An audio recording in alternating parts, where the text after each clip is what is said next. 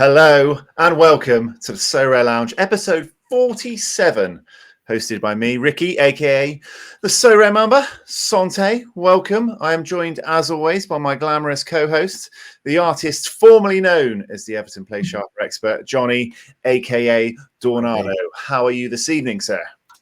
I'm good. Sante to you as well. Got a little cheeky whiskey tonight. No, all good. Excellent. So we are hurtling towards the end of the European season. You know, all those major finals are coming up now. But fortunately for us, as lovers of Sorare, football never ends. As long as there's an international friendly being played somewhere, you know, we've got something to look forward to. Before we get started tonight, we've got lots to fit in. As always, you know, I like to warm you up with 5 questions to get your brain motoring in the section affectionately known as 5 and Kicking, which I definitely remember to do more than 6 minutes ago. Right now, while we're taping it, Adamola Lookman has put Atalanta 2-0 up against Leverkusen. But question 1, looking ahead to the next major final, or it's not the next one, Olympiacos or Fiorentina? Fiorentina for me. They've been the team I followed from the start. Love a bit of Fiorentina, love their kit, and I own a few of their players. So Fiorentina for the win. Fiorentina for the win because of their kit. Because of the Nintendo kit in the 90s. Oh, definitely. The Nintendo kit in the 90s, yeah. I will forever love them just for that. Yeah. So, yeah. Agreed. Olympiacos were the ones that turned Villa over, right? When Villa were going to have a cakewalk in the semi-final, and then I think Villa were...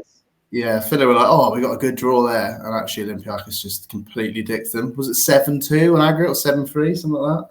Yes, something like that. It should be a good game. Yeah, up the Fiorentina. I would love one of those Nintendo shirts. If you're ever looking for a Christmas present for me, Nintendo Fiorentina shirt. Okay. Next question. 4 British working class staples to put in order from 1 to 4, best to worst. Greggs, Wetherspoons, Little Chef, and Toby Carvery. Oh, that's the creme de la creme right there, isn't it? What am I ranking them on, though? Is it what, food, just general? Overall experience. Well, this isn't going to be a one-word answer. This is a broad answer. So, did you say Little Chef, right? Greggs, Wetherspoons, Little Chef, Toby Carvery. Okay, so Little Chef, R.I.P.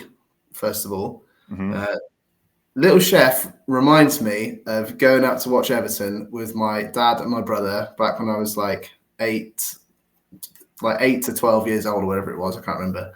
We always used to stop at Little Chef. Used to get the dirtiest fry up ever, and it was like the best day of my life. So Little Chef probably got to be up there, but because it doesn't exist anymore, it's a tough one. I'm going to put Toby Carvery at the bottom. Okay. Not a huge fan of their carveries. Maybe I just get them on bad days, or at the end of the day when all their meat's gone a bit dry. But don't usually have good stuff there. Wetherspoons, I do love a bit of Wetherspoons. Really cheap drinks. We've had many a good night out in Wetherspoons. I remember a particular night out we had in Wetherspoons in Bedminster where you could put your table number on an app and people could order drinks to your table from just like the Wetherspoons game, yeah. And we got some of our mates that were just sat at home in Bristol were ordering us baked potatoes, WKD blues, milk, chocolate brownies, puddings. It was a great night. But I love a good spoons. I do find that spoons do vary quite a lot from venue to venue, depending on what the venue's like. But overall, I do like spoons. And then Greggs. Greggs is good. You don't really experience Greggs, do you? You just go in, buy something quickly, and bugger off back out again. So I do like Greggs. I like the steak bake and the chicken bake. I usually get both because I'm a fat bastard. Yeah. But, so ranking wise, first, Little Chef, please come back. Second, Wetherspoons because of alcohol as well as food. 3 is Greggs. 4 is Toby Carvery. Okay. Well, you know, when I thought of that question about 9 minutes ago, I didn't think it would evoke such a detailed response from you. Well, the Little Chef thing really got my, Yeah, there we go. I didn't know. I was going to strike a chord. What about you? What are you saying? What are you saying for those? Wetherspoons for, you know, those pre-match football drinks, you know, $1.95 a pint. Brett second, third Toby Carvery, fourth Little Chef. You know, I don't need to be paying like £14 2 sausages. So yeah, fair enough. Question 3: Southampton or Leeds? I think Leeds will win, but I hope Southampton win. Okay. We all don't need scum. We all don't need scum. Your head tells you Leeds, and your heart tells you Southampton.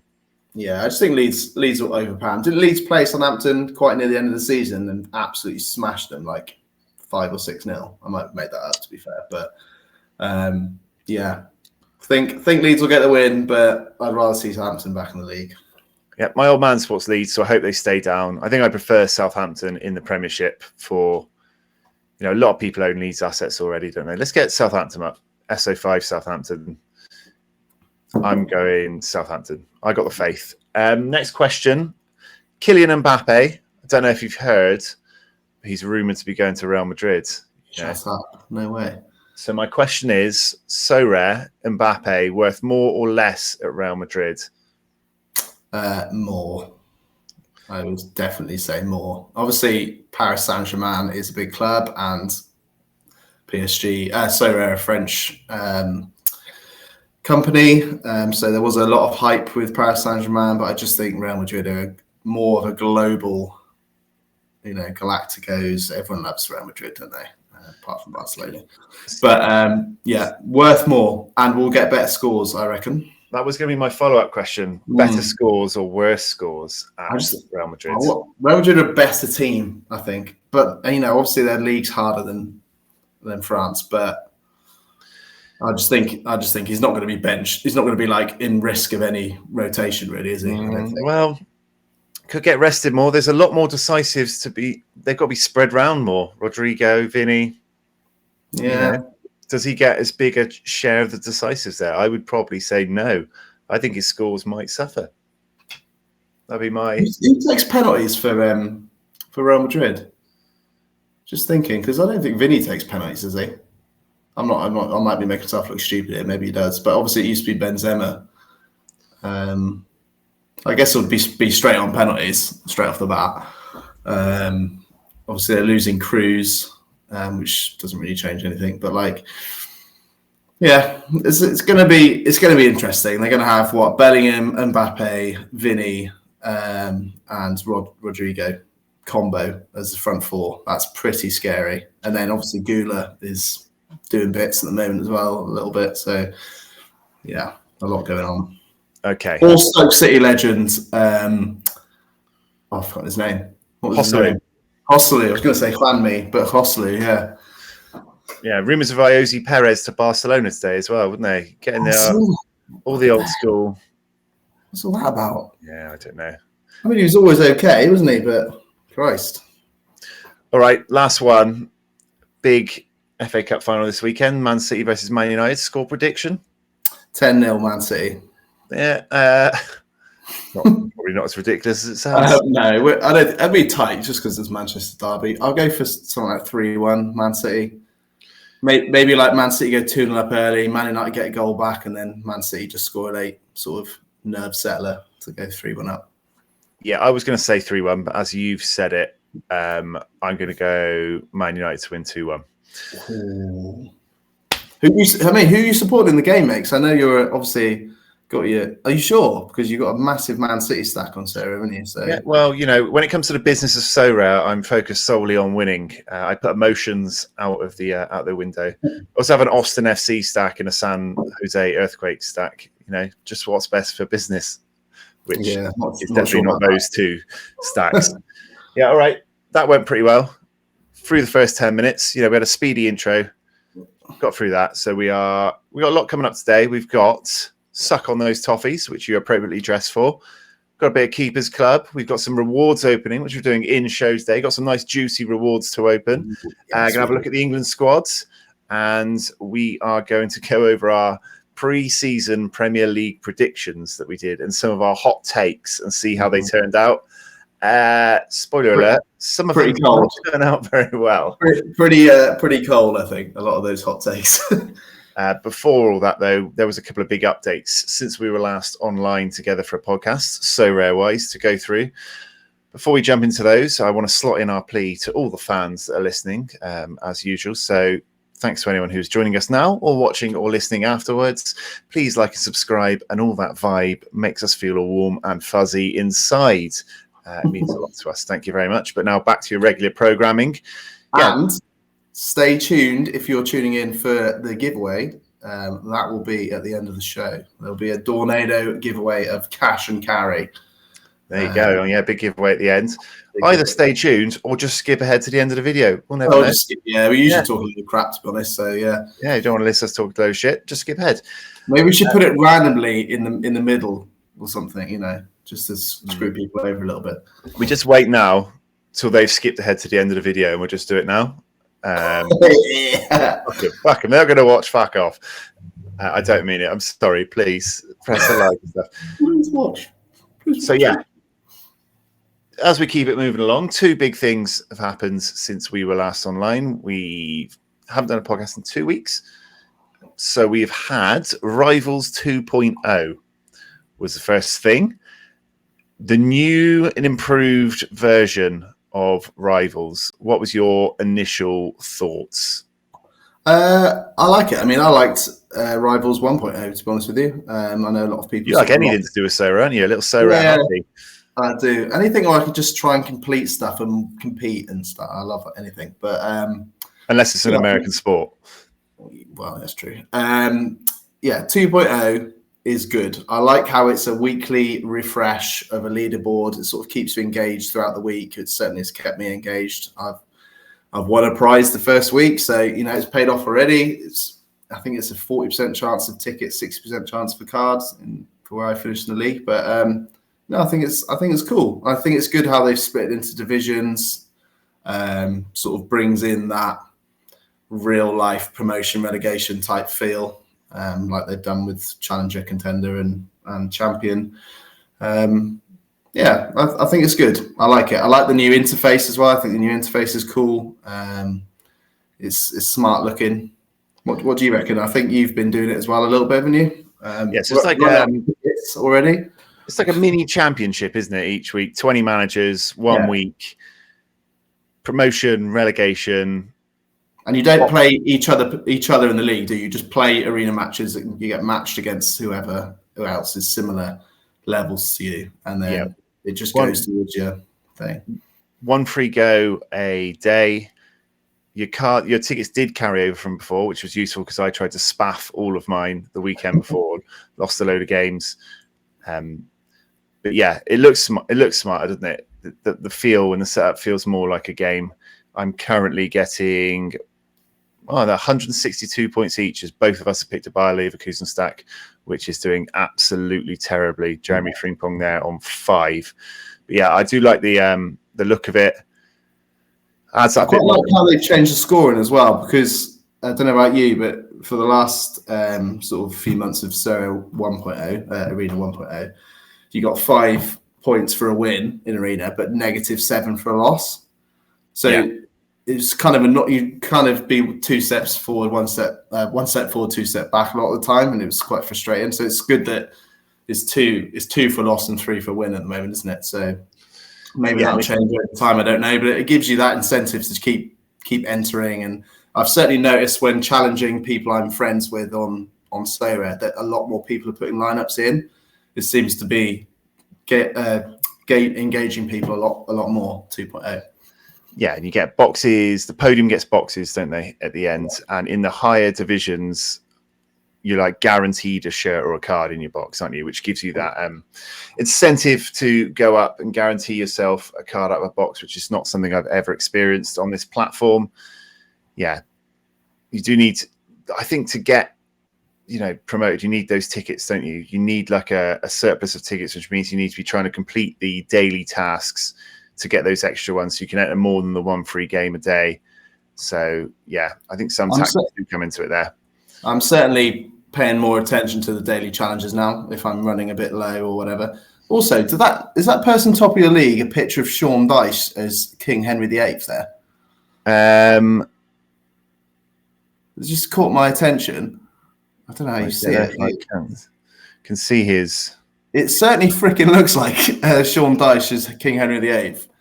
If it is, I like it, and I'm going to immediately find him and follow him. The Royal Dyche. Oh, that's his pub, isn't it? That's his pub. That's his pub in Burnley. I understand now. Sorry, there's a bit of a tangent there. I got completely thrown off course. Got distracted by Sean Dyche as per usual. Sean. Yeah, I'm just going to add that guy as a friend now, just immediately. Yeah, I can't remember where we were, but yeah, it's good. I think it's top 5. Well, I don't know what division you're in. Division 2? I think 3. Division 3. Is it top 5? Get a prize box in yours as well. I think it was top 5 in mine. Get promoted. Top 3. No, top 2 were the boxes which had 100% chance for card. So obviously a lower chance of the higher cards, but still 100% chance. And then 3 to 5 were 40 or 50% chance of tickets and 50% chance of cards. So in terms of boxes we open for the level ups, that's already a much better chance of winning a card, isn't it? So I think once people maybe start twigging that it's a lot easier to win cards through Arena than it was, or through the boxes on normal Sorare, I think people will start paying it a bit more attention. Personally, I don't know if you've noticed it, but it seems that people are more engaged in 2.0 for sure. Yeah, I mean, probably. I bought a player through the app to get 3 Arena tickets yesterday. I felt a bit dirty after I did it, but seemed like an easy way. I just bought a pound player. It was in my Austria Vienna stack. I did it. I felt was it a daily challenge? Was it to buy a player through instant buy or auction or whatever, 3 tickets, and I did it. So yeah, maybe that's engaged me a little bit. Is it enough? Does it do enough? I think it's a good step, and I think people are playing it more, and it does add that competitive edge, which I always say you need to get people to dive into any mode or any part of Sorare. Yeah. And there's certainly more chance of winning a card than there was entering the common division, wasn't there? Back in the day, where there was like 300,000 people enter it, and like top 10 got a card. Like, you've certainly got more chance, and also it's fun. It's fun being able to change. You can change your team up to a minute before the game starts. Like, it avoids DMPs unless you don't check. It's more engaging. You can make substitutions, which actually I used the other day. I don't do many substitutions, but one of my cards was on 7 at half time, and I was like, I basically just need to sub him, and then if the sub just comes on, I've gained points, and it ended up winning me the Arena match because I won by like 10 points. So it's cool being able to live interact with a game that you might be following on live score or watching. It's good. I still like it, and I still vouch for it. Yeah, I've still been dabbling, so yeah, it is an improvement. Yeah, we'll see how it goes. The other thing they brought up was international competitions. So they said $200,000 for 2 comps, that the American one and the European one, 7 game weeks over an entire month. They have the adjusted game week schedule, which we have had before, but that might catch out some people because All-Star and the cap modes, etc., will all have the new schedule as well.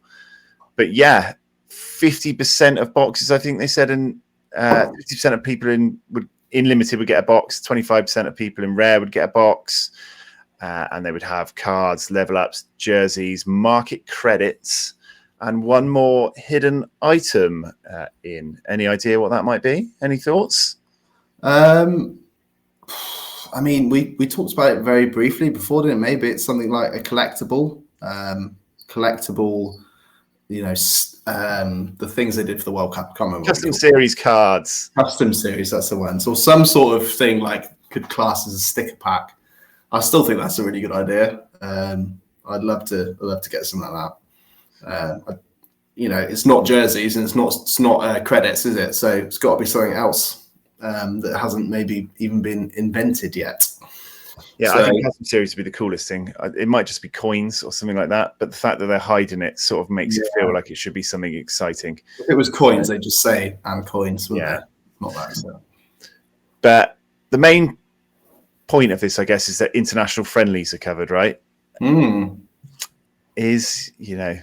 think that's down the bottom here. Yeah, friendly games being covered from these teams in Europe and America. So do we need friendly coverage? Is this like a utility step too far? I know we always like to say more games we can use our cards in, the better, but I don't think it's necessarily a step. I think it's more they're doing it just to sort of get people hyped for Euros. I'm not sure it will stay. I think it's a good little added bonus where you can sort of monitor your cards you've bought for the Euros in the friendlies. I'll be shitting my pants that they might get injured in them, but I think it's cool. I think they'd like them to cover Saudi though. That'd be cool. Considering another one of my players has just gone to Saudi in the last couple of days, but. Yeah, what do you make of it? I think it's. I don't think we need it, isn't there? It's going to be like San Marino versus freaking Spain or something. They're friendly. I just don't think we need it. Maybe it's because I was been buying for the Euros, and I'm like, well, I've been building for the summer. Don't penalise me by giving a load of other people utility with the cards they've already bought for teams that haven't qualified. And friendlies can be weird, lopsided games. You're going to get a lot of DMPs anyway. A lot of people. They're coming off at half time or just getting run outs at the end. A lot of weird teams. I don't know if it's going to be a very enjoyable experience trying to get your players in the lineups anyway. It's just going to be a mishmash. So I do think with friendlies before competitions though, countries seem to arrange more competitive friendlies than they would do normally. So I don't think they'll be like England versus San Marino or something. It'll be England versus like the recent friendlies had for England, Belgium, and England, Brazil, was it? Yeah. They can be quite pedestrian, though. Aren't we playing Iceland, England, say, with a 33-man squad? So you might get players playing, will they play a strong team in one friendly and like the people they're taking a look at in another one? We're probably not going to know. Yeah. I've never said too much utility is too far ever, but, I don't think we needed international friendlies. I know what you're saying. I hadn't thought about like, usually wholesale subs are made at half time in friendlies, and there's going to be, I think it's going to be more so like if I win something in it, it's a bonus. If I don't win anything, I'm not going to cry about there being a DMP or someone gets subbed because it's not the most important game for them. So it's going to just be a little bit of added fun rather than something I'm going to rely on, if that makes sense. And do you think 200k is enough for a whole month, 7 game weeks? Is it that enticing? If this is the whole Euro experience we're getting, so not like a World Cup specific competition with a common and custom series and all that like targeted jazz we had for the World Cup, is that enough? Is that enticing enough? What was it for the J League and K League specials? It was probably around that. Was it 100k for each of them? I can't remember. I didn't play them. Yeah, I didn't either. But 200k seems like a very large number. But I don't know. Maybe now you've said it, maybe it isn't quite that good. Is that 200k spread across limited to unique, like the whole? I think so. It's 130 grand for the European competitions and 70 grand for the American competitions. Right. Well, it's not like megabucks, is it? But I guess it's something. I don't know. I mean, I don't really consider myself bothered by it anyway because I'm not going to be winning any of the big bucks. So I don't know. Do you think it's a little low? Maybe. I was just hoping for some massive European Euros competition with like cool bells and whistles. They announced you could like mix classic and old season, didn't they? Classic and new season cards, and it wouldn't make a difference. So I guess that's good. Yeah, there's no entry requirements in that terms. Yeah, I think it would have been quite harsh to say you need new season or latest season cards right at the end of the European season when they've got no extra utility. Exactly. That might have been quite a dick move. So I think that was fair enough. But yeah, I mean, I've been building a Euro team. I'm going to be watching Euros anyway, so I want to be playing and I'll be invested. We'll see how it rolls out. But yeah, hopefully maybe there's something cool you can win from it. Maybe that hidden thing in the boxes is cool. And that's what gets us all excited. But we'll see. So that's the latest 2 things we've had on Sorare. So we'll move on to, let's do something fun. Let's have some prize opening, shall we? I know you've got a very good prize to open. I've got a few things. See if I can break that box cursor on it. And then we'll move on to our suck on those toffees and preseason predictions afterwards. So let's roll with some prize openings. I've got a few. I got a tier 3 and a tier 1. 2 in game weeks 4, 7, 6. We came 10th in Cap 220 Rare.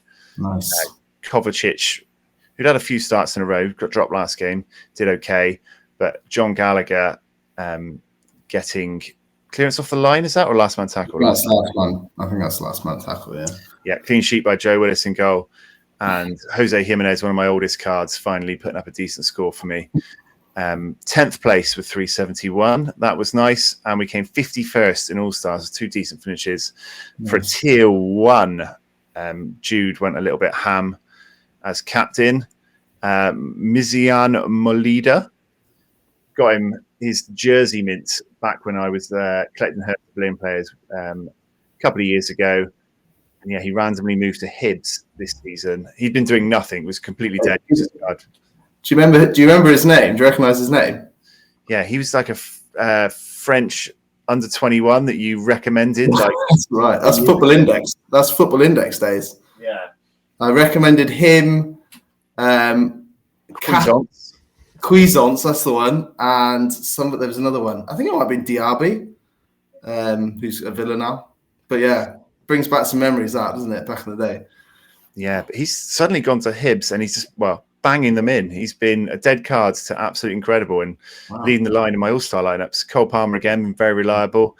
Clean sheet for Celtic, and my keeper came through with a cleanie at the end. So that was a nice couple of results there.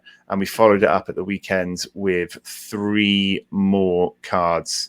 Cat 270 went over the 400 mark. Fitz and Handel have been doing bits in the second half of the season at Vienne. After the season, the league broke up into 2. Plavetic as well, completing the squad, the little stack there with the cleanie. Liam Kelly, I don't know why I always play him, always lets him go. He's always completely useless, but that's why his cap score is always so low. And Gross, I just presumed every team would score against Man United, but on this occasion, Brighton decided to break the mould. But they still did enough for a tier 3. We had our All-Star Rare, got 356. Been targeting All-Star since the transition period because the scores seem to have been quite a bit lower compared to other things. Fernandez been on fire this season. Absolute star of the J-League since his transfer. Another decisive. Dan Rotz, very good in an easy-ish fixture looking on paper. With a goal, Mittelstadt, who's going to be, I think, the German left-back now. I saw he made the squad. There's been a lot of talk of him actually starting, hasn't there, for Germany? He's been incredible. Yeah. Another great score from there. Quartes only getting a 54 base in a 3-0 win is kind of yucky. Keeper didn't do shit. We did get the blue threshold, even though my New England players got absolutely mashed up again. I own 4 New England Super Rares and they're just getting dicked on all the time at the moment. But yeah, Fernandez doing the business. Castro Montes, you either hate him or love him. He's Marmite. 1 week he scores nothing. The next week he goes wild. So that was good. Ueda's been good for the end of the season. Now he's getting some game time. And Cap 240 Limited, we got a tier 3 and a bit of cash. Nice. Wanderjay, our old love affair, one of the first cards we got. Sold him. Bloody sold him, didn't I? He's flying. 70 all around. That is tasty. He had 60 after an hour, 70 all around. Clean sheet.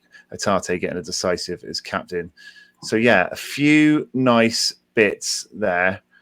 We got 17 up here. I've got a feeling as well. I know I've said this every week, but you're going to break your box hoodoo tonight. What are you, 64 of 64? Was that what 68 it was? of 68, I believe.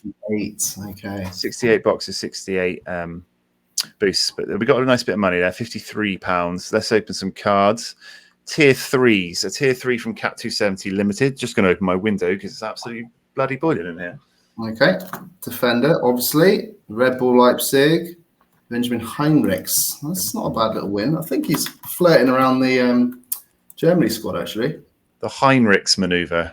Hey, love it. He's worth, what were the boosts in ETH? Around £4, I think, right now. So just under 3,000 now, isn't it? £3,000. Yeah. Good price rise to happen just as you're taking some ETH out for the Euros, like I've just done, and you've just done. So, yeah. Right. Got some tasty scores historically, so not a bad little card. Excellent. Anything's good. From tier 3 down, as soon as I start clearing £3, I think I'm happy. Tier 3 Limited, Cap 2, Cap 240 for tier 3 limited. Argentinian forward. Messi. Oh, is that another Simeone? How many Simeones are there? Giuliano Simeone. He's worth. God, he actually looks a lot like Simeone. £2.50 ish. Doesn't score that great. Under 23 for a while though. Yeah. His eyes are quite close together. He scored very well for Real Zaragoza in the second division. I think he looks like he's moved to Deportivo Alaves, and whilst they got promoted, and then they've obviously been really crap this season. So it could be good. Are they getting relegated? I think potentially could be good for you. Yeah. All right. Tier 4 rare from All Star Rare. Mali defender. Red Bull. Oh, it is Marley as well. Right, Guindo. Well, under 23 again.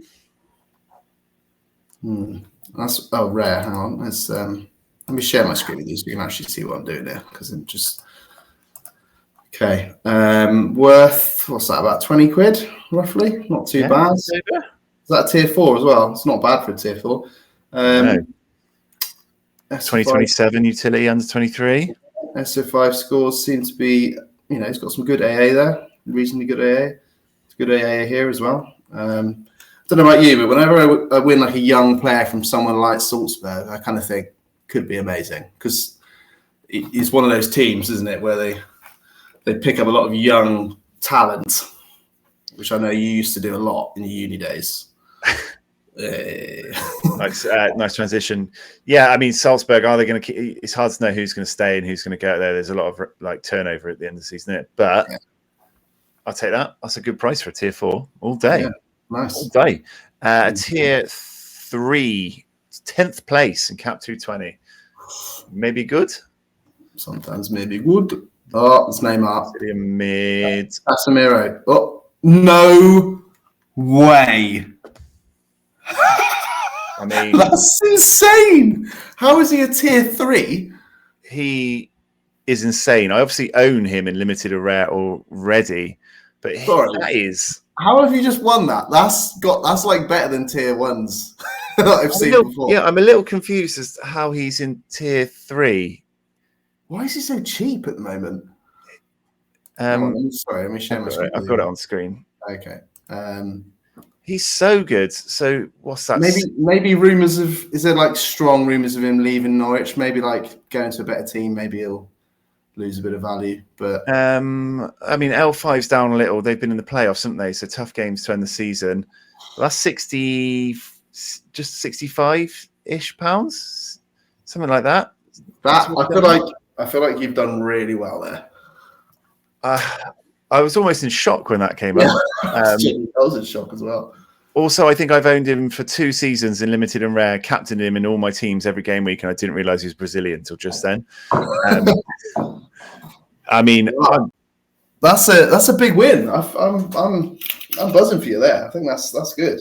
I'm extremely happy with that. 10th. Yeah. I mean, 10th place is quite high, but it's still a tier 3. Wow. Maybe were you top of tier 3? Like was 9th like tier 2, and then because that might just be that you got the top prize in the prize pool. Yeah, I was. No, tier 2 was 5th, and I was 10th. So no. Christ. Yeah, I'd be extremely happy with that, and I'm sure you are. But yeah, happy days. Got 2 of them now, and a tier 1 from All Star Limited. Let's have a look. Be tough to top that last one. Brazilian forward Neymar. Oh, Leo, interesting. I feel like he's worth a lot right now, but his value I own is rare. He's a very good player, and Cerezo Osaka are a decent team at the moment. Has been flying. He's not, as you can see in those scores that you've got on screen there. He's not really someone that can get you 100 though. AA is quite weak for him, but he takes all the penalties. He's, the main man for them as well as Lucas Fernandez. So 25-ish quid. I think that's pretty good for a tier 1, 25 quid. Yeah, in limited. kind of nice winning someone like that, because I'd imagine you don't really want to keep him, I'd imagine, because you probably sell him. But that was very, very exciting. I'll take that last one, 25 quid, tier 1. Not a player that really excites me, but the value is fine. But Gab Sara for 10th place. Woohoo! Hey, that bodes well for these boxes. I got a feeling that something's just happening tonight, you know? How many have we got here? 2, 3, 4, 5. Oh, it's going to tell us on the next screen anyway, won't it? Can we break the duck? Can we? I saw, was it Andrew Laird that pulled a under 20? He pulled that Sanfrecce Hiroshima under 23 goalkeeper rare from one of his boxes. Yeah, I don't know if that's a Rivals reward, was it? Oh, it might have been Rivals. I'm not sure which one it was, but all right, let's start going. 9, it said. Come on then. Oh, the curse. Come on. What's that? 69. Wait. End on 69. Feeling fine. Tier 1 box. Tier 1 box. While we open up all these level ups. We'll go fast. So, breaking news. There's going to be an election on the 4th of July. Who are you voting for, Rick? Jack Mule. He might be running. You never know. He'd probably get my vote. I mean, we're flashing through these. For anyone that is listening and not watching, unsurprisingly, I went straight through all 9 boxes, rare and yellow, picking up 9 more boosts, taking me to 77. It's hard to keep count. 77 boxes, 77 boosts. Fuck your loot boxes. They're absolutely shitty. Let's go over to you and get these done, and so we can move on to the rest of the show. Right.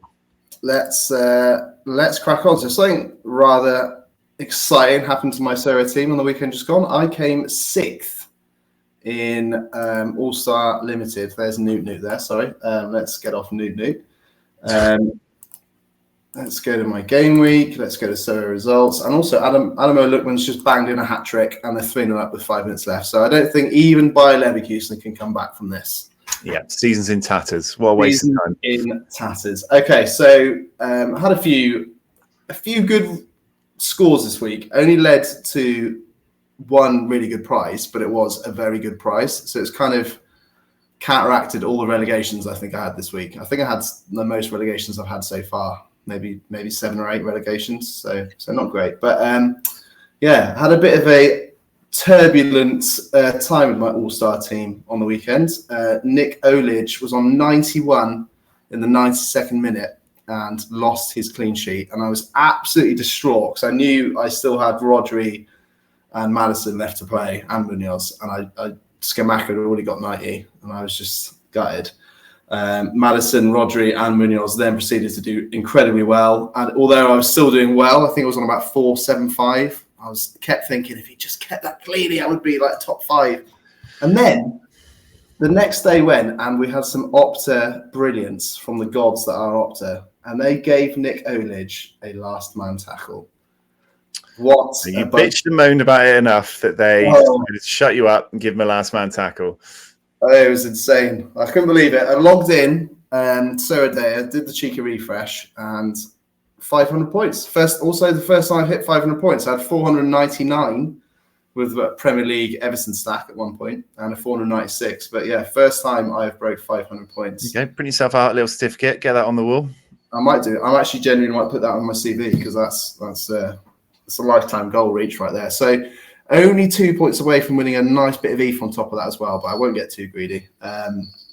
So going to be a tier 0. I saw 16th in All-Star Limited last weekend, got a Kimmich. So I'm pretty excited about who I might get. I'd take a Kimmich in 6th, to be honest. Right, I've kept this one in here because I'm going to do a little bit of moaning, like I've seen on Twitter, and I like to laugh at sometimes. I got 422 points, and I did not win a card in Div 1 Challenger Classic Season Rare.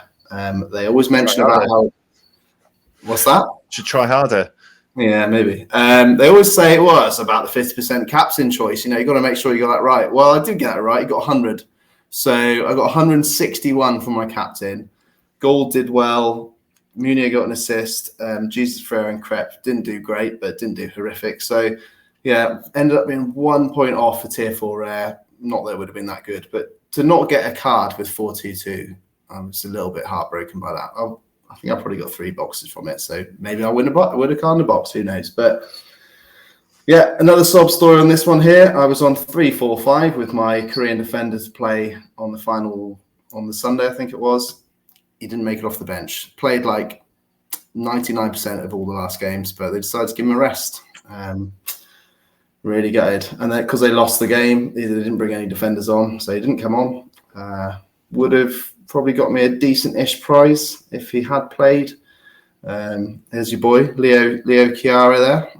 Your new player, did well. Lucas Fernandez, we've talked about enough, does really well. Gustavo is putting up some trees in China. He has joined Shanghai Port, and he is flying at the moment. It's actually turning out to be worth some money because I paid like £300 for his 1 of 100 rare back in the day. So at least he's getting some earning back from it. Tier 5 limited here.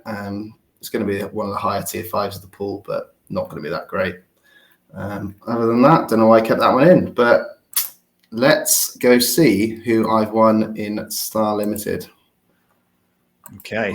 A little bit excited. I'm hoping for someone. I kind of do need to sell at the moment, but I'm hoping it's at least someone at the Euros that is I can still gauge a little bit of money from. But let's start with the tier 5. Oh my God, Bayer Leverkusen a 3-3. Yeah. Actually, there's a penalty check going on right now. Oh, Hans van der Bruggen. I know him. He's the old thumbs up guy. Yeah, that's right. He's actually pretty solid, I think, but maybe he's not doing that well at the moment if he's a tier 5. I mean, he's worth, the absolute 0.002. He's worth nothing, but he plays every game. Okay. Chugs along those pedestrian scores, but okay. Well, let's just fluff the star with some coins. Only 2 cards to open this week. It's not that many. Right, Star Limited. Let's just crack on with it. What can you say? Let's go. See what we get. Oh, no way. Pickford. I think I know him. I'm pretty sure I know him. Yeah. Jordan Pickford. Oh, I'm happy with that. He's got to be worth a fair amount of money. Probably. He's worth a lot at the moment. Yeah. Obviously, with the Euros coming up, he's one of the favourites goalkeepers. So 81 quid. Fuck, I was going to say that maybe 60 quid. Wow. Today, okay. 82 quid today. Do you know the only problem with this is that obviously I don't want to sell him. So you already own one. You own more than one, don't you? I actually already own 4. So maybe maybe I just bite the bullet and make an adult decision and sell him because I'm desperate. That's an easy 80 quid. Very good card for the summer, though, obviously. Crazy. Oh, what a win that is. And what's the chances? What's the fucking chances of that? Yeah. Okay, cool. And I got some boxes. So let's see what boxes we got here.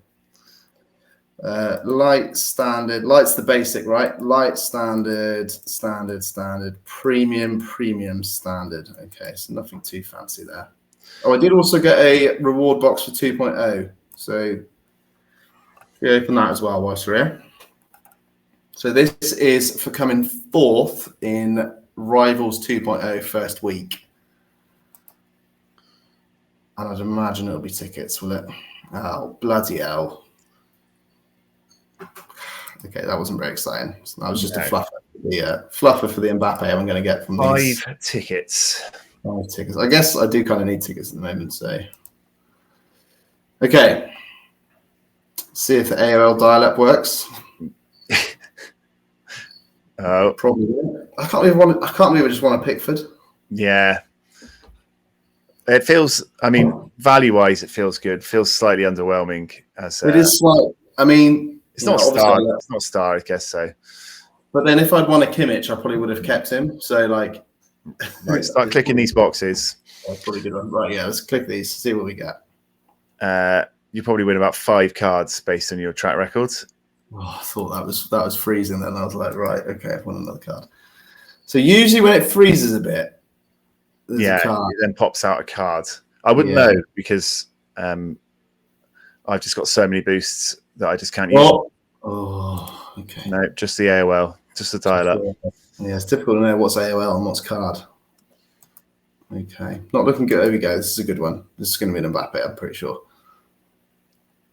Okay. Not quite an Mbappe. Not looking promising. I think this is the last box. Okay. Doesn't look like I'm going to get anything. It was last box magic last week. Oh. Okay. No cards, but I did win a Pickford. So did win a Pickford. This week, the boxes win. Okay. Next up, I'm going to go through our pre-season predictions for a laugh. So I'll pop the episode on screen. I'll put a little card up if you want to go and check out the original content. We did our Premier League predictions and hot takes for the season. I think this was during week 1 of the season. Didn't all go, that well. We predicted the top 8 in the Premier League. You went for Man City, Arsenal. Good start. Chelsea in 3rd, Newcastle in 4th, Man United in 5th, Liverpool in 6th, Brighton in 7th, and Villa in 8th. I went for City top, Liverpool 2nd, Chelsea 3rd, Man United 4th, Arsenal 5th.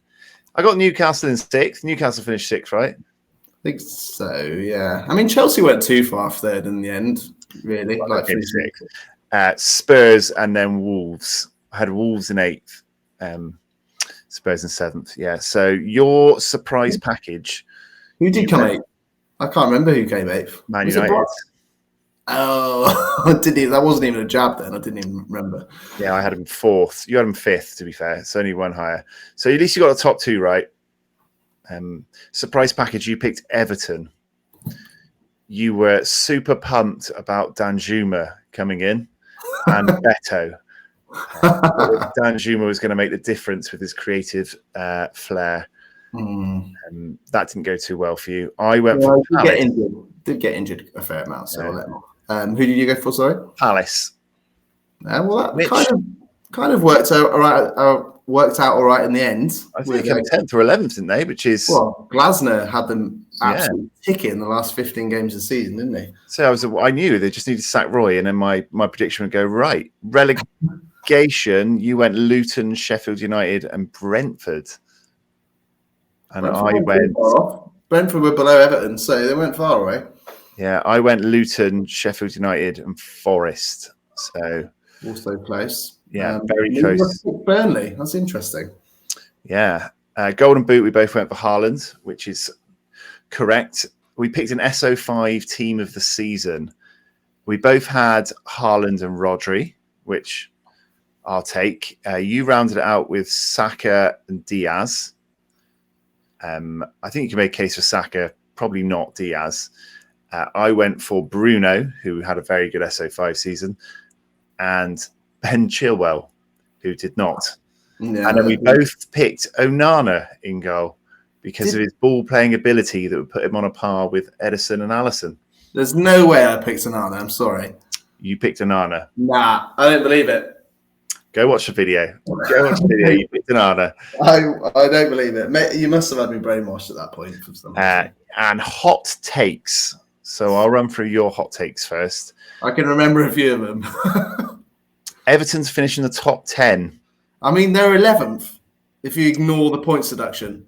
So if you ignore cheating, they are 10th. Mate, 11th, yeah. If we were cheating, we're fucking shit at it because we got no benefit out of doing it whatsoever. Your second Everton hot take was Everton will concede less goals than Liverpool. You said Everton will concede 40 and Liverpool will concede 45. I mean, Everton had the 4th best defence in the league. They didn't have a better defence than Liverpool, unfortunately. But, I don't think me saying Everton were going to be good at the back was too far away. To be honest, they were good this season. Pickford were the second most clean sheets. Bramford and Tarp doing really well, but yeah, they didn't get more clean sheets than Liverpool. You said as well that Brighton would challenge the top 4. I mean, I think we can all agree, from all football fans, they flattered to deceive this year, didn't they? They had such a good previous season, and De Zerbi, was doing wonders with them. But, it all sort of fell apart, didn't it, for them a little bit? And, De Zerbi's obviously left by mutual agreement now. Spoiler alert, if you haven't seen it already. But, yeah, it all went a bit pear-shaped for Brighton. I think maybe I hadn't factored in that they were doing Europe and, that first half. Yeah, that must have been what it was. I just mean they obviously struggled a little bit with doing Thursday, Sunday for the first half of the season. And yeah, they did disappoint a little bit, didn't they? I thought. Yeah, not quite top challenge in the top 4. And then you had Spurs, who finished 5th. You said that they would massively struggle and finish between 9th and 12th. Oh, they didn't. I mean, Postecoglou. I like Postecoglou. I like the way he just talks to you like he's down the pub. Yeah. He's done well with them, to be fair. I think a lot of people probably had Tottenham maybe struggling a bit, what with selling Kane and, how would they replace him? And they did sort of falter a bit, didn't they? But still got 5th, so that's definitely a wrong hot take there. I think we both underestimated Villa, didn't we? You had them in 8th and I didn't have them in the top 8. For some reason, I had Wolves in there who came 14th. My hot takes for Sorare this season, I had Kai Havertz being an absolute complete waste of money. I feel like the first half of the season I was doing pretty well with that, and then he got put left back by Germany, and then he's absolutely caught fire. He's probably been one of the most influential players in the Premier League for the last second half of the season. Maybe some stat came out that he was involved in a goal in 10 straight games, something for us, goal or assist. I can't remember what it was. Yeah, I got that one really wrong. It doesn't really get much better after that when I said that the best SO5 scoring defender for the season will be Ben Chilwell. I think me, you, and Jesse all backed, especially you and Jesse, but definitely thought Ben Chilwell would do okay. And he was going real cheap, wasn't he, in Sorare? He was going real cheap because he was either not playing because he was injured or he was playing and scoring shite. Being shite. But he's one of those players that I thought might, he's quite attacking, and I didn't think Chelsea would struggle quite as much as they did. I won't make that mistake again. That was bad. Hey, they've sacked Poch now as well, so who knows what the fuck they're doing. The next one's quite weird, but I think we did our predictions on the day that the charges against Mason Greenwood were dropped. Right. So I said, I bet Mason Greenwood will be on the pitch for Man United this season, but Sorare won't mint him. I think there was some chat going on about should Sorare sell his card. He obviously didn't play for Man United, and Sorare did mint him at a different team, but they did mint him. So he's done well. Wrong. Done well for Getafe. I think he's scored quite well, isn't he, for them? I own his card. I won it in a competition. I think he's done reasonably well. I'm still not sure we'll ever see him in a Man United shirt, though. No, he'll be sold this summer. But yeah, I got that one wrong on both counts. Then I went for Bernd Leno to be the best pound for point goalkeeper in the Premier League this season. I don't think I can claim that one either. He's not relatively cheap. He did have some peaky scores. Didn't he start with 100 against Everton? Yeah, he was one of 3 keepers to get 100 against Everton in the first 12 games. Turned into prime Oliver Kahn against us. I think he's a good keeper. Don't get me wrong, Leno, but I think that's got to be the wrong hot take there. I think you've got to say Pickford's probably the best pound for point keeper in the league. To be honest with you. Yeah, very expensive goalie now though. So yeah, I suppose But yeah, okay, I'll take a loss on that. And to complete my 5 out of 5 hot takes going terribly wrong, maybe we should do mild takes next season. Down a stage, lukewarm takes. Likely to happen takes. Get a bit of pride back in my performance because my last one was Newcastle to go furthest in the Champions League of all the English clubs. Yeah, that's extremely warm take. That is. I mean, they did get absolutely stitched by VAR against Paris Saint-Germain, didn't they? Yeah, they should have gone through from the group. Yeah, I'm not sure they would have got much further than that, though. I was just hoping like Man City would get knocked out by Real Madrid or someone in the quarterfinals, and then Newcastle would be in the semis and get spanked. It was a hot take. It was wild. It did not work out. I mean, yeah, I think all of ours were terrible. I mean, they're hot takes for a reason, right? But in terms of hot takes, nothing will ever beat that random football chap who said Haaland's going to really struggle in the Premier League. You know that I don't know what he's called, but Roy Keane. No, I think we've probably all seen that clip of that lad saying that he's going to really struggle. And everyone's like, mate, he's not going to struggle, and he's scored like 70 goals since the end of the Premier League. But yeah, there's some interesting hot takes from us there. Some pretty. What did you have Arsenal to finish 6th in the league in your prediction as well? Yeah, a 5th actually.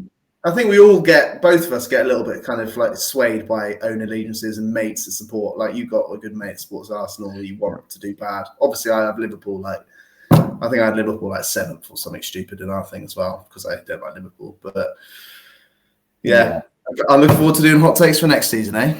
Exactly. Maybe we have to revise them. But on section next, obviously, you know what time it is.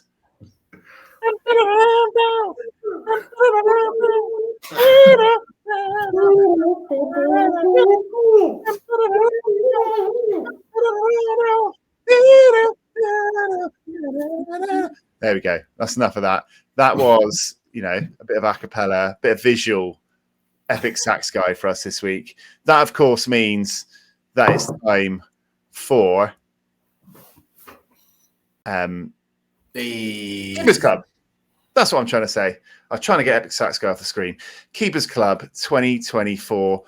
Keepers score 100. They're the best position on the football pitch. They deserve recognition. They get entered into Keepers Klub for everyone to enjoy. We have 2 new entrants this week. Doors are swung open. 2 new goaltenders are in. They're on stage now. You can see it's Thibaut Courtois. Come back. He's been out all season. He decided to come back just so he can get himself in the club by the end of the season. And Alex Romero in as well. I can show you how they get in. What is happening? Here we go. I have Alex Romero got 100 away to Real Betis. Saved a penalty, giving him 104 overall. Nice. Very nice. Just scraping in there. And Thibaut getting that rare start this season, coming back from injury just to join the club. Got 103.5 and a 5-0 home victory against Alaves. So very nice. Good freaking keeper, Thibaut Courtois. I'm pretty sure he's already announced that he's not made himself available for the Euros, right? But surely if he's just playing the last couple of games, you'd maybe take a risk and take him. I don't know. If I was Belgian manager. Yeah. I mean, I'm surprised he's not going. They've only got Castells and Sales, haven't they? So it's not exactly like world-class goalies going. Well, he's world-class, and I think he's someone that you could say is in the top 3 goalkeepers in world football, for sure. It's a tough shout. I'd have taken him, but I'm not a Belgian manager. So yeah, we are going to see Belgium there, though, aren't we? So we are. We will see Castells or Sales in action live in Germany. But you can see it's getting pretty crowded in here now. Some big names joining the fray now as well. It's nice. Who's your favourite keeper in Goalkeeper Club so far?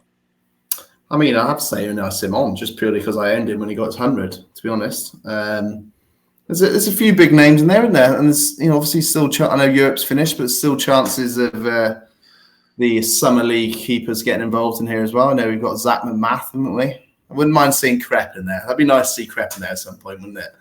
Yeah. I'll be happy. We might have to start Keepers Club for 50 points for him because he is struggling for points at the moment. And we bigged up Maxim Krapau to all of our friends as well. He's been the absolute elite goalie in the MLS. So they all picked one up, and he's been absolutely terrible. You know what we didn't factor in? Phil Neville. We didn't factor him in. Yeah. We didn't factor Phil in. We didn't think about it. The guy that wears his shirt and blazer, no matter how hot it is in the MLS, he's willing to sweat alive for his image. He probably tucks it in boxes as well, I imagine. He strikes me as that type of guy. Yeah, what I want to pick up on this screen as well was, apart from the drinks flowing all around the club and looking how happy they all are, is Courtois. I stuck the Belgium version in. We obviously have the Euros coming up. They were talking about other things in boxes, secret rewards or something. What would your thoughts be on more international drops? Did international teams, and then we've had France, we've had Belgium. We never had England, did we? We didn't, but we didn't have the Premier League at that point, I don't think. So, potentially, yeah, that's a good shout, actually. I'd love that. And I want them to be almost defined as special cards, like special edition cards, and not just because, like, the Belgium shirt card isn't considered a special edition card for a collection, for example, is it? I don't think. But I think it's cool. I'd like to see international cards. I had a couple of the Germany ones. I had a couple of the France ones. Belgium, there was Belgium ones as well, weren't there? I had Belgium. I've still got Thomas Meunier Belgian card. I think they're cool, and it's like when you got.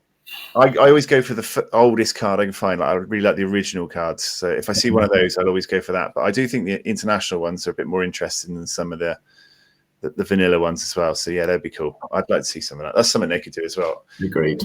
They obviously have precedent for doing it. So yeah, do it again. Give us some cool teams. I hope what they do, whatever they do, if they do some Euro, if they do some Euros based cards, is they release them quick enough. Like get them released as soon as all the actual official like squads are announced, which I think is in the next few days. Just produce some cards, like get some stuff out there, get people like buying it ahead of the game, because quite often they release new season cards like a month into the new season or whatever, and it just loses time. They need to be properly on it with the Euros, don't they? Yes. I think they could do some, like Euro special edition cards. How they have like the end of season ones or the Liquid Boy or whatever. You could do some commemorative Euro cards, or afterwards release like Euro cards in their national kits, like player of the tournament, whatever awards they give out, like do those players in their international kit as a special edition card with a cool design, and they'll obviously be big name players, you'd presume, and they would be cool collectibles as well. I'd probably go for a hell of a lot of money, which would be good for Sorare as well. Like if Mbappe's Mbappe in his France kit, player of the tournament or whatever, get some money in. So I think that'd be cool. But yeah, that will close Keepers Klub 2024 for another week. Don't hide me, hide the club. There we go. Next up, I was going to go for the new segment that we've recently added to the series called Suck on Those Toffees. It's the end of season now. I thought I'd give you the opportunity to talk about Everton and their season. But I thought we'd do it in like an awards ceremony. So who is your Everton player of the year? Well, Everton actually announced our official players of the year in terms of young player, etc. today. So it's a tough shout, because I think there's a few players up for it. We've actually had a very successful season if you compare it to the last few years. And think about what we've been through this year with points deductions and, various other bits and bobs going on. I think it's got to be either Branthwaite, Tarks, or Pickford. And this is my own personal opinion, it's got to be Pickford. I just think he's insane. He's saved us so many points. He's become such a reliable keeper now. I think when he first joined us, you could argue maybe that 1 in every 5 or 6 games he would make a slight error, potentially, and everyone would be like, well, he doesn't do it for England, but he does do it for Everton. Like, now he's just solid. Like, he is so fucking solid. He makes some absolute world-class saves every week. And if you were to look back at all the games in the last 3 years we've had relegation battles, I guarantee you he's won us like 10, 15 points just on his own. So he'd be my player of the season. He did get fans player of the season this year for the 4th time in 5 years, I think it was. Branthwaite's also had a great season, so it's tough not to pick him. But Yeah, Pickford's been great. I think we can all agree. I know we like to take the piss. Oh, he's got T-Rex arms. Blah, blah, blah. He's fucking good. He does look like he'd come to your house and rob your BMX. I will give him that. Worth a hell of a lot of money, and there's some peaky scores for a goalkeeper. He almost joins Keepers Klub, didn't he, back here? 96 in 90 minutes and a 93 as well. But yeah, he's been decent. I listened to that Gary Lineker and Alan Shearer and Mika Richards podcast today, and they gave him goalie of the season. That 2 there, which is when you came to my house to watch the game. I very much enjoyed watching him getting a 2. But yeah. You see, I know we lost that game 6-0, but actually he's almost the perfect keeper to own because for Everton, especially last season, because we were solid at the back, but we did concede maybe 1 or 2 goals, but we very rarely conceded 3 goals in a game. But he's quite active as well, so he's got strong AA. We also kept 13, 14 clean sheets in the league as well, so he's got the chance of decisives. I think he even had a few last man tackles this season. So yeah, he's a good keeper to own, and actually the Everton Stacks have done very well with him this season. For me, won a good few prizes. I think there's a case to be said that he probably was the SO5 Everton player of the season as well, because he had that international utility. His price is really ramped up now, ahead of the Euros as well. So I think he probably gets SO5 player of the season. Everyone wants it to be Dwight McNeil season all the time, but yeah, I would probably give it to Pickford as well. Unfortunately, I don't like to admit it. But yeah, Branthwaite as well has had a good season. Dwight McNeil. So Dwight McNeil, I love Dwight McNeil. Obviously, I've mentioned many times. He is very strong AA in games. This year, due to the fact we've had a lot of injuries to our strikers, Dwight McNeil's, I think he had the 4th most big chances created in the league this season, behind Mo Salah, Bruno Fernandes, and Cole Palmer or something like that. If we just had a freaking person who could put the ball in there, which we did have for the last maybe 8 or so games, he would have got so many more decisives. Honestly, I watched every Everton game. He was so close to having so many assists. He takes all our corners. We're dangerous from corners as well. A lot of his assists are just corners that he's whipping in for Tarkowski or Branthwaite to put in. I do think we'll be a better team next year, and hopefully McNeil will benefit from that.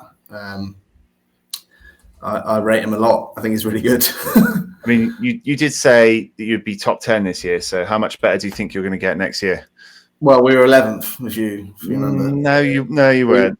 Yeah, I think if you just take the points per game that we actually got, then we were 11th. It's not really how the leagues work, though, is it? Well, I mean, yeah, it is, because we were the 11th best football team in the league this year. Yes, but you financially doped, Johnny. You can't. We got punished and got made to be 15th, but we were the 11th best football team in the league. But I still think we could potentially come top 10 next year. Genuinely. You're under 23 Everton Player of the Year.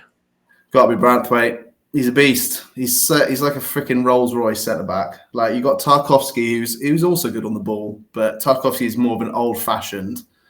Very good in the air. He's still good on the ball, etc. Like I said, but it's definitely more of an old-fashioned centre back. And Branthwaite he's really good at spraying balls left and right from left centre back to right wing. He's really good in the air. He's great on the ball. He's really good at forward progressive passes, through the midfield to Dwight McNeil or whatever, Decore. He's a very, very good player. And I've been banging the drum about him for a while, haven't I? When he was on loan in PSV, and I bought his PSV card, and I was like, this kid's going to be good.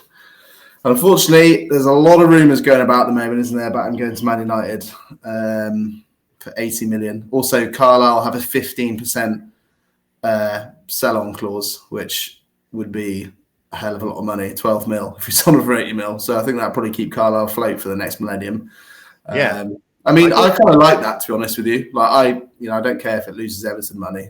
I think he's from Carlisle. They brought him up, and they should get some money for him. But yeah, I think he's been really good. And like our discussions with Pickford, I think you've watched a fair amount of Everton games this year. I think you can take your hate for Everton in terms of me aside, and you can agree he's a very good centre back. I'd take him at Man United. I don't think he'll go this summer because I don't think United have the money to pay for him. He might have to go somewhere else. But I think he's really good. He's in the England squad, obviously. Yeah.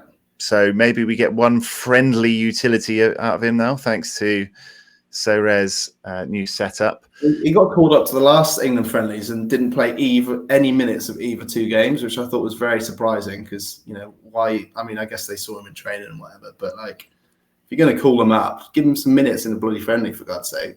Have a look at him. Yeah, being around the setup, though. What's that? Being around the setup, Yeah, I guess. And like you just mentioned, like, there was a lot of transfer rumours with him, but I do genuinely think he will stay. However, Everton have the literal director of football's come out and said we're going to have to make some sales this season, this summer. So I do worry that it potentially could be him. Anana is getting rumoured to be moving as well a little bit.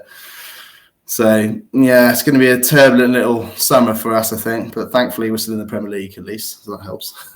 Yeah, so you've gone Branthwaite over McNeil for under 23 of the year. Little side note before we get to the last category. I saw John Nellis was playing on the hallowed Goodison Park turf at the weekend. You're going there tomorrow, aren't you, for a little... I am indeed. So yeah, we got very excited indeed. We got the annual Goodison Park Supporters Club 5-a-side, which I was lucky enough to do, I think 3 years ago maybe, as part of the Bristol Toffees.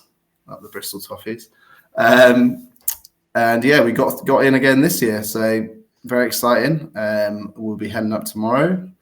We're all probably a little bit out of shape, and it's more for the fun than it is for the winning. Obviously, I like to win. I like to score a goal if I can. I did last time, I think. But yeah, it's very exciting. Get to go in the change. Yeah, get to go in the change rooms. Get to walk out the tunnel to the music, and it's gonna be good fun. I'll try and document it as much as I can for someone that doesn't. You fucking don't do anything. Someone that doesn't do much social media, I will try and document it as much as I can. At least print out like our YouTube links on a business card or something and hand them out to people you see. See if you can get like Ashley Young or something to record a quick video for us. Okay, I'll see if I see anyone that's Everton, I will go to them. But I doubt very much that a week after season start ended, they'll all be still there and not in Dubai, to be honest with you. Yeah. All right, last Everton question. Most likely to improve for SO5 next season? Who's the Everton gem? Your first hot take of the off-season, let's say, for who I should be getting in. So I've got two options here. So I think McNeil will do a lot better, but he also did reasonably well AA-wise and score-wise this season. It wasn't great, but he did okay. I think he can be a lot better next season if we have a fully fit strike force and, he's getting assists a lot more. Someone I do think will flourish a bit more from maybe a low. They haven't been amazing this season. Dele Alli. No, it's James Garner. I love James Garner. I bigged him up before the season. I think you potentially own maybe a rare of him or limited. He's an extremely good player and he's a very good footballer. He's almost too good on the ball for the way we had to play last year, which was a lot of sort of backs against the wall, pump it long sort of tactics in some of these must-win games we had. He's an extremely good player. Takes corners from the right as well, takes free kicks, did have an okay season. You might want to bring up his scores there, but I'm pretty sure he did okay, but he wasn't amazing by any means. Like if you go back as far back as his Nottingham Forest days, so if you go to all scores, you'll just see how good he can be. I think if you go on all, it should show them. Going back a bit further there, but he's got big scores in his locker for sure. A couple of hundreds there, some high dark greenies as well. Is that saying he played for Watford? Yes. Oh wow, I didn't even know he played for Watford. But yeah, I think James Garner could do really well next season. Once we're hopefully a little bit more of a settled team that don't have point seductions and we can start playing with the ball a bit more. Yeah. He's super cheap. He's super cheap, and you can see a 27 AA, 25. I know he had a bit of a rough patch where he was, but in here you can see 24, 13, 26, 37, 25, 15, 43, 26, 20. So some really strong AA games. He's really strong AA, and he's another one like McNeil that could have easily had a lot more assists this season if we could just had. I think we were top of the expected goals missed charts for the entire season all year until the last maybe 8 or so games, and he probably would have add 5 or 6 decisives on those AAs for the season, and you'd be looking pretty, wouldn't you? So I'll go for Garner first and then McNeil. Both of them I hope will do a lot better next season. Yeah, I do own 2 Garners, so that's a nice pump. Under 23 still for another year as well. So that's a nice touch. Yeah, I've been waiting for him to come good. But yeah, I feel like everyone owns McNeil at this point. So it'd be nice if he does the business as well. All right, that's enough. Suck on those toffees for now. We might just have to start a separate football YouTube channel so we can do all this Everton stuff out the way. You love it, mate. You fucking love it. You earn so much money from Everton cards these days now. I have one more thing to talk about. I've done everything in the wrong order, which is why I'm so confused at what I'm supposed to be saying next all the time, which is the England squad, which was released yesterday. Here we go. Any surprises for you? I know it's 33, isn't it? So we're going to cut 7 players before the end. So I am going to ask you which 7 players you would cut from this England squad. They would get the first friendly, wouldn't they? We get that international friendly utility now, but after that, 7 players are going to be gone. I thought there's a few surprises. I was surprised to see Rashford not get in. I know he hasn't been that good this year. Definitely not been that good, and hasn't even been making the starting team for United a lot of games. But I know he's Southgate really likes Rashford, doesn't he? So I'd imagine that was a bit of a wrench for him to not pick him. I wasn't surprised to see Henderson not picked. I think he's clearly made his footballing future known by going to Saudi and then, buggering off. But yeah, there's a few surprises. James Trafford, what's the point? He's not even starting for a team that got relegated. Interesting. I know he's an England under 21 keeper and, has been in and around squads before. But yeah, I thought that was a bit of an interesting one because they've picked a few players here that are injured or have ended the season injured, but have just come back. So why not pick Pope in that instance? Pope's played just as much football in the last 3 months as Trafford has and is a better keeper than him. So yeah, it's a bit of an interest. Ramsdale's in there, which I think is okay, but also he hasn't played any football this season either. I think it shows the shocking lack of English depth in goalkeeping anyway. With Pope, he's been out. I'd say it's weird. Taking my Everton hat off, I think Pickford's clear number 1 by far, obviously. And then we have a lot of English keepers that are just sort of that mid-range. You could probably put Butland, Pope, Johnston is when he's fit. They're all sort of decent keepers, but nothing that's going to win you a game, I don't think. Good shot stoppers, but will probably make some errors. Yeah. I don't think Pickford's world class. I just think he's a decent keeper. I don't think our defence. We're not going to have a left back. We're not going to have a natural left back. Our 2 starting centre backs. One's injured. One's been on the bench for a long time now. It's an interest. You look at that list of defenders there. Obviously, Branthwaite and Dunk have been ever presence for their clubs all season. Maguire's been injured a lot. Gahey's just come back from injury. Constance has been playing right back, so out of position. Gomez doesn't often start for Liverpool. Konza, don't know why he's in the squad. Luke Shaw's been injured the entire season.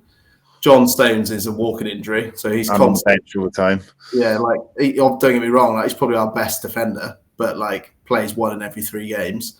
Trippier's been injured for ages. Kyle Walker's had quite a lot of spells on the sidelines this season. So Southgate's come out himself, hasn't he, and said we've had a lot of issues with English defenders this season in the league.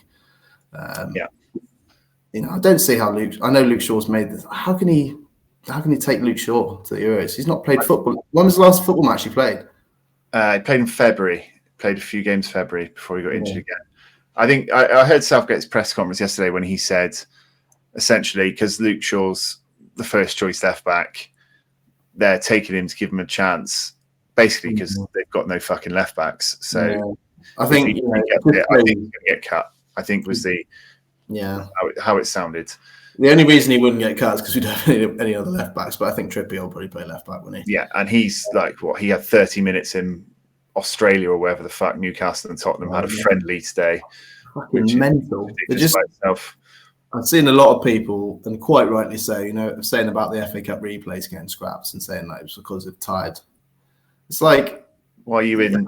How can you say that and then allow? I mean, it's outside the league season, I guess, but like, it just baffles me how a week after the season finished, what with the Euros coming up, no one wants to get injured. What are they fucking doing? It's not like they're just going to France to do a friendly as well. They're going to the literal furthest place away from England that you can get to play a friendly. And it just, obviously they were a big bag of cash was put on both of their tables, wasn't it? But doesn't seem right. There's no player welfare getting thought about there, is there? Nothing at all. Call HR. I know. And it's interesting that Trent's gone in as a midfielder there. I mean, I think he is a midfielder, but it's just interesting they've listed him there as a midfielder. I feel like the bigger teams are going to have a field day against us at the back and in transition. I think he may as well just go for it. There's lots of people talking the best team. I agree with you. Like, play to our strengths, man. Yeah, he might drop Jude in and play Rice, Jude, and then play Foden, Saka, Palmer, Watt, and Kane. Yeah, I can see that working, but I worry. When I've seen Bellingham the last couple of games, it's been Real Madrid, Man City, home and away. He's looked fucked come like an hour in. Like, he still runs around, but he's so close to fucking his hamstring at some point. The only reason he's not pulling his hamstring right now is because he's 21 years old. Like, we're going to work him to the bone. If he's playing box to box, like centre mid, rather than where he should play, which is slightly further up, then I think we're going to end up losing him to injury in like the third group game, and then not have him if we get a later stage. But anyway, yeah, I do hope that Southgate names some of the people who are going to get a start in the friendly. The Iceland game, that he comes out and goes like, "We're going to give Branthwaite a look" or something like that, so we know which SO5 players to put in. It'd be nice to get a run out from someone like Adam Wharton or Branthwaite or something like that. Yeah, we haven't talked about Wharton there obviously as well. I think Wharton's a really good player. Obviously we've got someone in our Sorare group that's a Blackburn supporter that obviously knows him very well. That's always vouched for how good he is, and I think he's been a key part to how well Palace have done the second half of the season as well. Like, he's extremely good on the ball, isn't he? Very calm, left-footed as well, which always helps for have a left-footed one centre mid and right-footed. And Conor Gallagher's been really good as well, hasn't he? Conor Gallagher's been great and gives a goal-scoring threat, doesn't he, as well, Gallagher, which I think is good. Don't play Trent in there because he can't tackle to save his life. I don't think he'll actually start games. Trent, I think it'll be someone that comes on to maybe try and get us a goal later on or get us an assist or whatever. Anyway, 7 people that are going to get cut, and then we can close this segment. Who's going to get cut? Who have you got on your list? Okay, I wrote a little list here. Let's bring it up. I mean, I think we can easily start with James Trafford. Bye, James Trafford. Don't know why you're there. Me as well. Yeah, I'm going to go for Jarrell Quansah as my next banker to not make it. I guess maybe it depends a little bit on how a couple of the injured players come through this little sort of training session thing they're doing with these friendlies. But yeah, I don't think Jarrell Quansah will make the cut. Has he been that impressive? He scored a couple of goals for Liverpool, isn't he, the last couple of weeks? But other than that, the only thing I can remember about him is him making errors led to goal. Yeah, he's cut on mine as well. Okay, I've gone. See, it is actually quite tough to make these cuts, but I've gone for Maddison as cut, and not necessarily because I don't think he's good. Like, I own him on Sorare. I think he's a good player. He's not had a particularly great season for Spurs. I think second half of the season he actually ended up getting dropped a couple of times, but I just don't think he'll play. What's the point in taking him? Like, we've got so many options there. I'd start Eze ahead of him. I'd start Grealish ahead of him.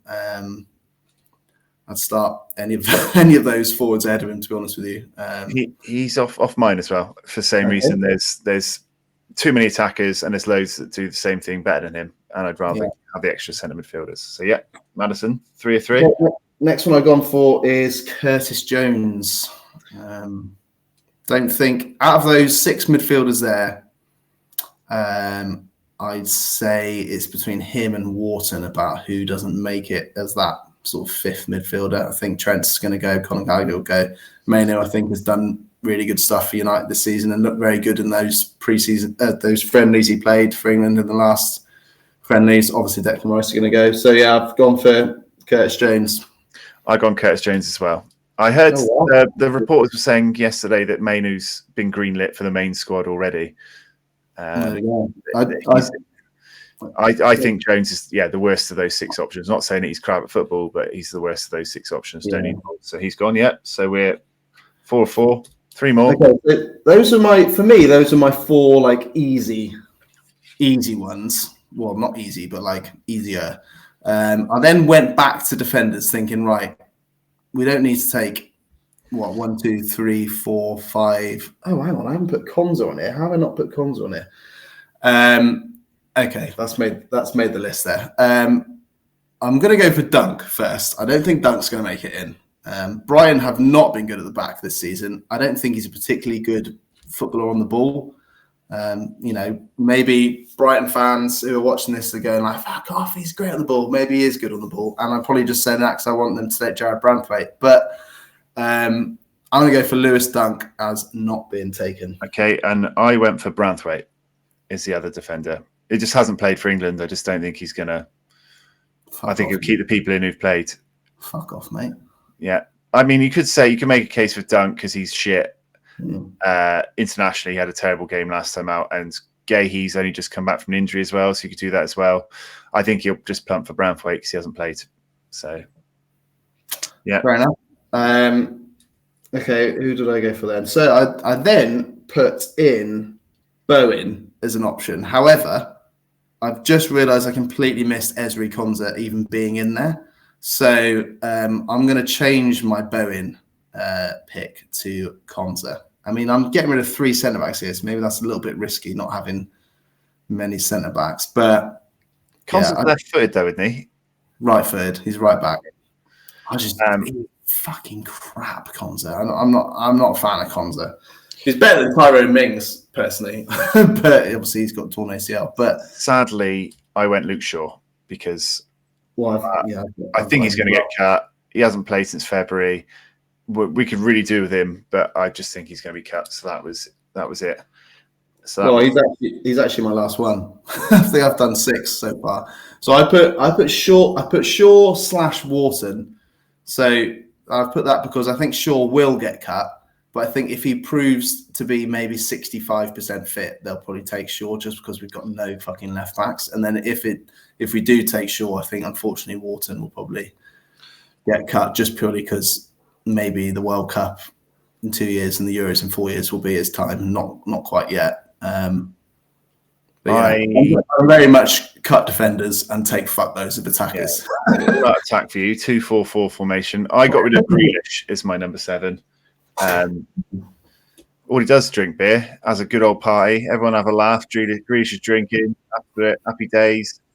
If anyone else did it, they'd get bollocks. But he doesn't play football. He's shit when he plays. He's got like 3 goals all season.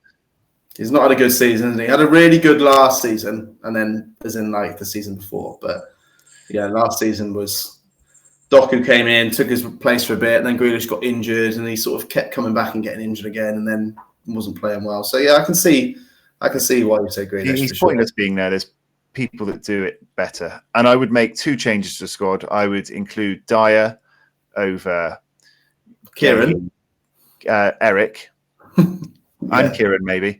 Eric plays for Bayern Munich, starts at Bayern Munich.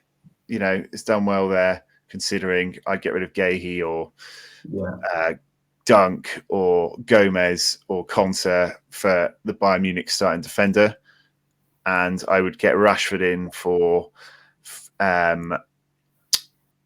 Bowen, just on the fact that I wouldn't expect Rashford to start, but he has shown like plays well, can play well for England, has that like burst of a bit pace and ability as an impact sub maybe, which I think could be useful off the bench. So yeah. I think we sort of glossed over the fact that Eze's in it for the first time. Like, I fucking love Eze. I think he's so good. Yeah.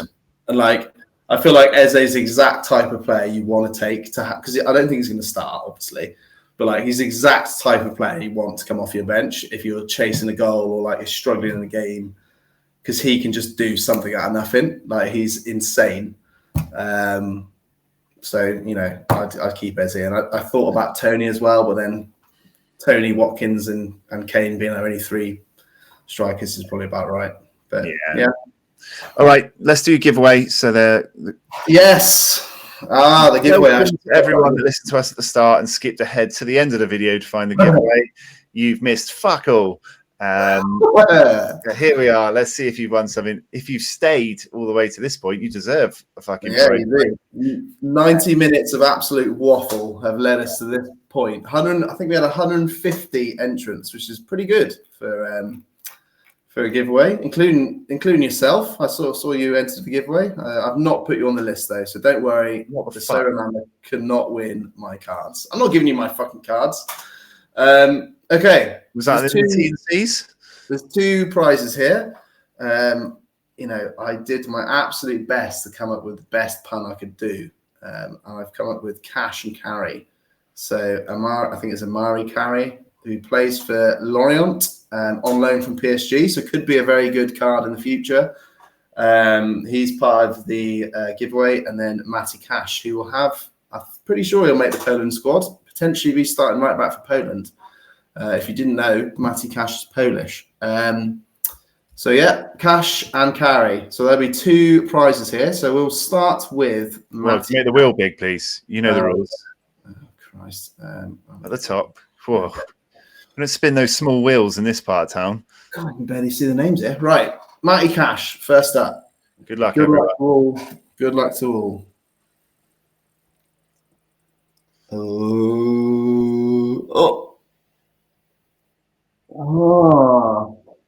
KK Bolo. KK Bolo 19. KK Bolo 19. Usually the number at the end is when they were born, but I presume he wasn't born in 2019. That'd be weird. KK Bolo. Maybe he's born in 1919. Yeah, that'd be even weirder. If we've got a subscriber that's 102 years old or whatever year it is. Okay, so that's the Matty Cash reward, and now we've got Kari.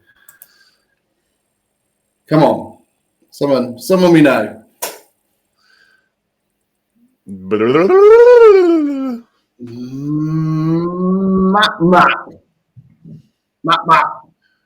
Matt Mackey. Well done, Matt Mack. You've won a Kari. I've written it down.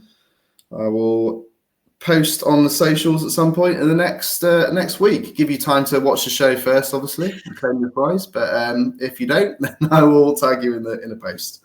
But congratulations. Excellent. 2 prize winners. Any other business? Are we all good to finish? I think we're all good to finish. Obviously, watch out for my socials tomorrow. Go on Goodison Park. Let's have it. I bet we see fuck all on your socials. An absolute maximum of what. Come along as official social media representative. Yeah. All right. Well, good luck at Goodison Park tomorrow. I hope it goes well. To everyone else, thank you for joining us. May the decisives be with you this week. Please like and subscribe and all that vibe. And we will be back with another show at some point. But until then, Viva la Thursday Club. Up the Toffees.